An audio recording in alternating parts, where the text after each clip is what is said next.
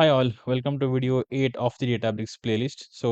In this video, we are going to understand about Databricks architecture in details. Okay. This is the question. I think basically it is very important to understand the architecture of Databricks, and most of the times this is asked in interviews also to check if you have got thorough understanding of Databricks and its architecture, right? Okay, let's get started directly on Databricks architecture. Okay, so Databricks architecture basically it is divided into two parts. Okay, two parts, for example, right? First is called control plane. Okay, control plane. Okay, and second part is called as compute plane, right? Compute plane. Okay, now these are two parts. I'll let you know what these two parts mean. Control plane, right? So control plane, it is basically the control center, we can call it. Okay, plane manages and controls everything, but it does not process the data. Okay, so control plane manages and controls but is not responsible to process the, I mean, do any process the data, right? Any transformations that we are going to write, control plane will control the accesses and all that stuff, but it is not going to process the data. Okay, now what all things are coming under control plane, right? The first thing is, I'll just write it here. The what all parts control plane will include. It is Databricks user interface. Okay, so the user interface that you are seeing. Let me just open the Databricks here. Okay, launch the workspace. Okay, so this user interface that you are seeing, it is part of the control plane, right? The second part of control plane is cluster manager, right? Cluster manager. So basically, uh, it decides, the control plane is something which decides when to create, reside, or stop clusters. Okay, who can create the cluster, who can delete the clusters, who can restart the clusters, right? All access related stuffs we can see in cluster manager. So if you see, this is the Databricks UI which comes under control plane, and we have all the clusters. I think whatever cluster we want to create, all plus purpose, job, SQL warehouses, all these things we will understand that in details. Okay, but the control plane is deciding when, to create, resize, or delete clusters, or do whatever activities with the clusters, right? Then third thing that comes under control plane is Unity catalog. Okay, so Unity catalog, as we have understood, I think many times, just in high level, Unity catalog is something which manages data governance, security, and the data access. Basically, it is the place where accesses are controlled or managed. Okay, and then there is one more thing called as workspace storage. Okay, which is metadata storage, which is metadata storage, right? So this stores basically what all things the workspace storage is storing. It stores notebook definitions. Okay, uh, it stores, let's say, queries and code. Okay, code, for example, then permissions. Okay, whatever permissions we are assigning, right, it has to be stored somewhere, so it gets stored in workspace storage. Okay, so these are, I think, let's say, four parts, four components we can say that are present in control plane.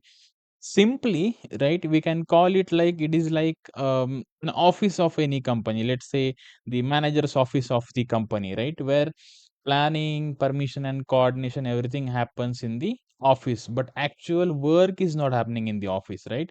They do planning, they do who can work on which thing, permission related stuff, coordination, and all that stuff, right? This is the control plane. Okay, now compute plane, right? Let's understand about compute plane. Okay, so compute plane is the place where actual data processing will happen. Okay, so compute plane is responsible for actual data processing, right? So what all things will happen here in compute plane? Running notebooks, right? Running notebooks. So whatever notebooks that you are going to create here in the workspace, okay, all those notebooks will be running in the compute plane, right? Responsible for running the code, whatever code we are writing in the notebook, right? That will be executed, okay? Our compute plane is responsible to execute that code. Then jobs execution, then jobs and pipelines execution, right? So you have any job or any pipeline, right? That execution is part of compute plane, okay? Then processing Spark workloads. Okay, processing Spark workloads. Okay, it is, I think, interrelated. Whatever we are going to write the code, it is Spark related code. So processing Spark workloads comes under compute plane. Okay, and reading and writing the data. Right, reading and writing the data. Actual data is present here. Okay, so that data can be read and that data can be written. Right, so this is the difference between compute plane and control plane. Okay, now we have just seen about the cluster manager, right? So let's understand what types of clusters are present in databricks and how they are related to the control plane and compute plane. Okay, so let's say types of clusters, okay, in databricks. Okay, there are, I think there are multiple, right? But we are, see, if you can see here, if you can go to compute, there is all purpose job, SQL warehouse, vector search, pool, right, lake base. So there are many, but we are going to understand the basics ones as of now. All these remaining clusters we will understand in depth. Okay, we are not going to leave anything, to learn here. We will be learning each and everything. Okay, fine. So first type of compute is, we can call it classic compute, right? Classic compute. Okay, on a high level, the clusters are classified as classic compute and serverless compute, right? Now, what is classic compute? Okay, on high level. Okay, classic compute is the compute which runs in um, cloud subscription, cloud subscription, right? That means the subscription that you are seeing here, if you like, if you can go here, okay, and this subscription, right, this subscription that you have created, maybe pay as a go or free, right, anything, your classic compute will run under cloud subscription. Okay, and user, or we can call it user subscription, same, right?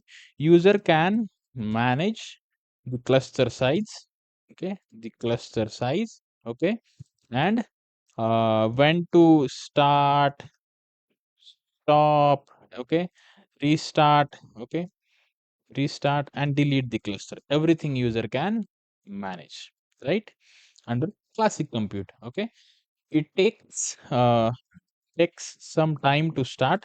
Okay, some time to start, we can call it the cluster spinning time also, right? Many people call it cluster is getting spinned or cluster is getting started. Okay, so it takes some time to start. We will see this practically when we start the classic compute, right? uh, when we are learning practicals. Okay, this is like, in simple language, this is like owning one machine, right? So let's say owning, right, one machine, right? Machine as in, so what this means is, you are creating a dedicated cluster for yourself. Okay, for any of the code that you are writing in notebook, you are creating a dedicated cluster. Okay, so here, as soon as the cluster starts, the billing starts, right?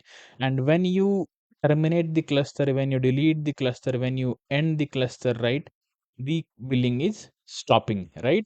So it is like you are owning the cluster for your workload. Whatever code you are having in the notebook, it is like owning your own cluster, right? This is about classic compute, okay, and serverless compute. Okay, now serverless compute does not mean there is no server, not at all, right? Serverless compute is like it runs in Databricks notebook. It runs in Databricks subscriptions. Okay, it runs in Databricks subscription. Okay, so it is not under the user subscription. This it is not under this subscription that you are having. Okay, it is under the Databricks subscription. Okay, so you will have to pay to Databricks for serverless. You don't have to pay to cloud on which Databricks is hosted. For this classic compute, you will have to pay to the cloud, right? Here for serverless compute, you will pay to Databricks because it runs in Databricks subscription. No cluster management is needed. No cluster management is needed here, right? Is needed here. Why? Because um, you can easily start serverless compute. For example, I have some notebook here. Let me see if I have any notebook here. I don't think I have. Okay. Uh, I don't think I have. Okay. Okay. So serverless compute is something you don't have to, manage like cluster management means what? You have to set up the time when cluster will, let's say, for example, when you start the cluster, right, you will have to set up something like, you have to stop the cluster in 2 hours, or you have to, okay, what is the cluster size that you are looking for? Okay, so all that stuff you don't have to do. You don't have to manage anything. You just do a click and cluster is available for you, right? So very minimal, very minimal start time, right? Now you will see, oh, you will say, oh, now this is beautiful, right? But there are few disadvantages of this one also. Okay, we will see that. Okay, Databricks handles everything, right? You just have to tell Databricks by one click that I want cluster for my work, right? And most of the times in our Databricks free edition, we will be spinning serverless compute, okay, just for our learning purpose. Okay, this is like, so the above compute was like, let's say, owning machine, okay, or owning the car, right?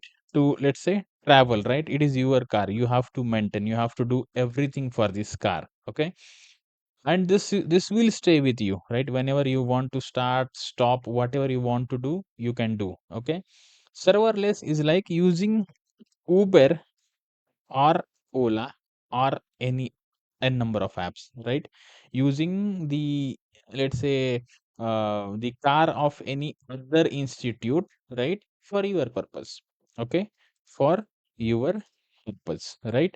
So you just use it for your purpose, and once you complete your travel, okay, in this case, once you complete your workload running, the serverless will automatically, shut down. Okay, they will take it out from you. Okay, okay, fine. Now, um, we have seen, okay, in case of control plane, the workspace storage is something which is present in control plane, right? So this is when workspace storage. Let's understand little bit about workspace storage, as this is related to the Databricks architecture. So workspace storage basically, it is default cloud storage, right? Cloud storage Default cloud storage gets created, okay, when the Databricks service is created, and this gets created in the cloud subscription, cloud, or we can call it user subscription, right, under your subscription. Okay, and what it does, what is this needed for? To do a metadata storage, right? So to do notebook, to store notebook definitions, codes and permissions and all that stuff, right? So in Azure it is ADLS Gen 2 that gets created, and in AWS it is S3 that gets created. Okay, now what is the storage actual, what all things are stored under workspace storage? Okay, so notebook revisions, right? Notebook history we can call it. Okay, notebook revisions, right? Or history. Whatever your code you have, right? You might edit that code or delete something or something. So it creates the histories. Okay, it creates the versions. Those versions are stored in the default cloud storage. We call it a workspace storage. Okay, it also stores job run details. Okay, whatever job you are running, the details will be stored in this workspace storage. It stores Spark logs. Okay, Spark execution logs. Okay, it stores the system metadata, right? Whatever metadata related to system, it stores in workspace storage. Okay, and it stores temporary data, right? There are n number of temporary data that is needed during processing, right? So that is stored in workspace storage. Okay, this storage, the very important thing, and what is that storage? If you go here, okay, if you go to Databricks, okay,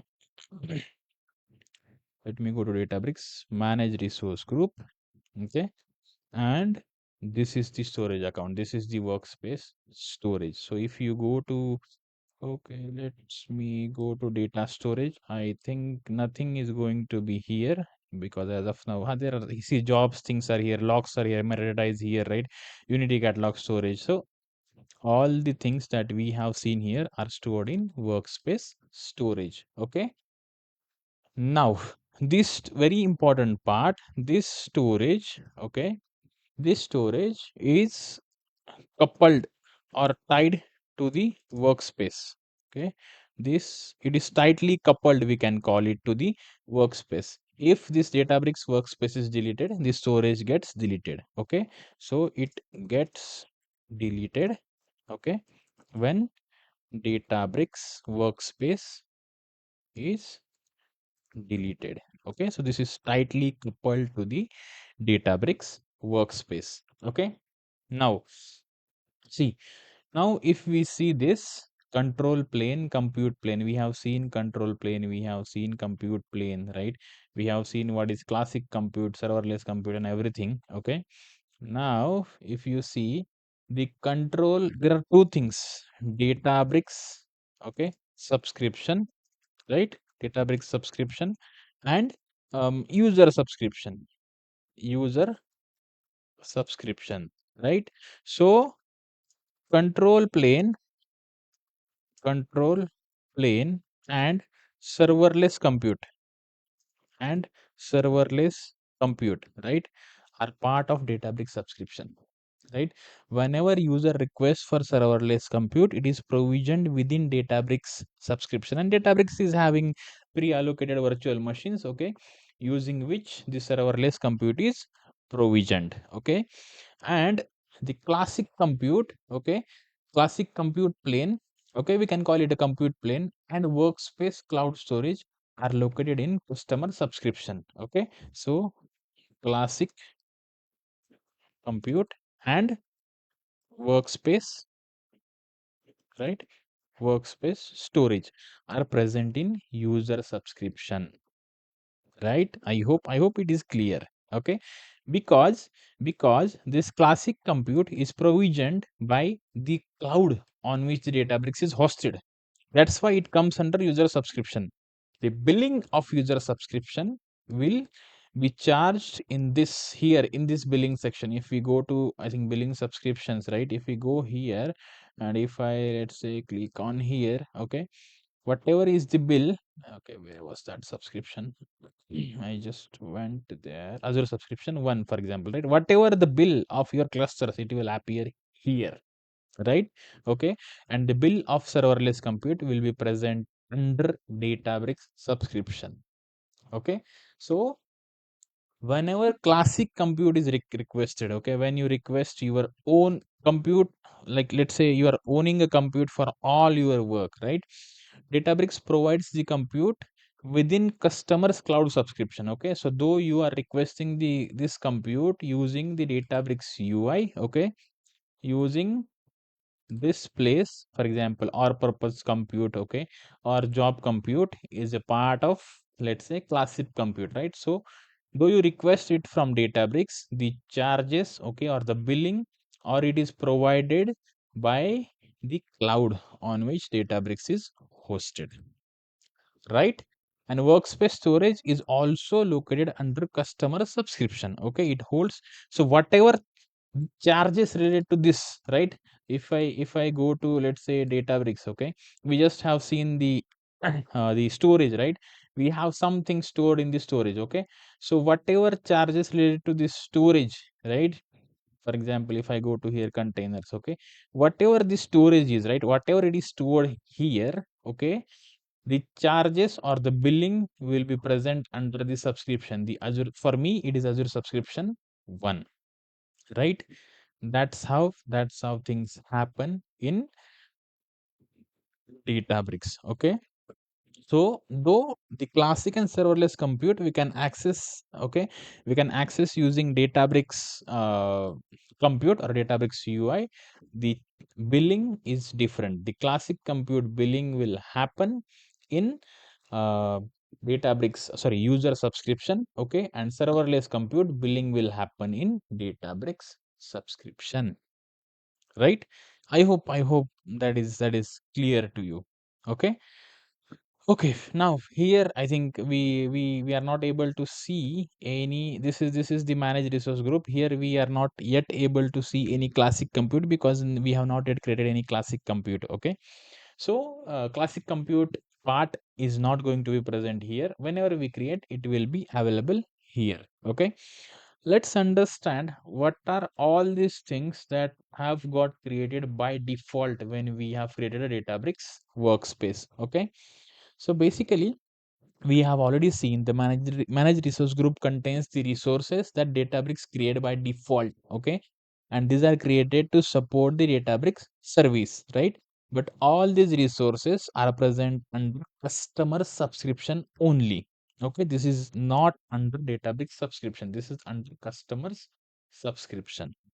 Okay, now we can see the first thing over here, it is managed identity. Okay, let's go to workspace storage. For example, let's understand more on workspace storage. The first thing present in workspace storage is managed identity. Okay, now what is the reason this managed identity is getting created? It is the role of managed identity is kind of a identity for Databricks to access Azure service. Okay, identity. Okay, or for example, we have some I'm working for some organization, so I have employee ID, so that is my identity. Okay, to connect with all the devices or anything that I need to connect in my organization. In the same way, managed identity is something which is identity for Databricks, right? Identity for Databricks. Okay, to access Azure services or to access cloud services, right? Anything I have created on Azure cloud, so that's why I'm saying uh, the cloud services, right? This managed identity allows Databricks to access storage accounts, right? Storage accounts. Okay, storage accounts as in the data or files we store in the cloud, and we use that in Databricks. Okay, so to access those storage accounts we need a managed identity. Okay, it allows to access Unity catalog, and it allows to use other Azure resources. There are many resources we use, like we use let's say Azure Key Vault is something that we use. I'll let you know what is the use of Azure Key Vault.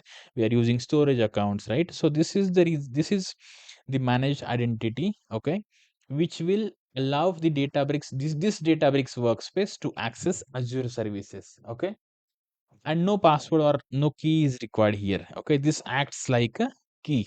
Okay, this is kind of ID card example I have already told you, right? For any employee, right, ID card is something which is an identity for that employee to use or to work with the organization. Okay, or to use the services or any assets or devices that organization is providing, right?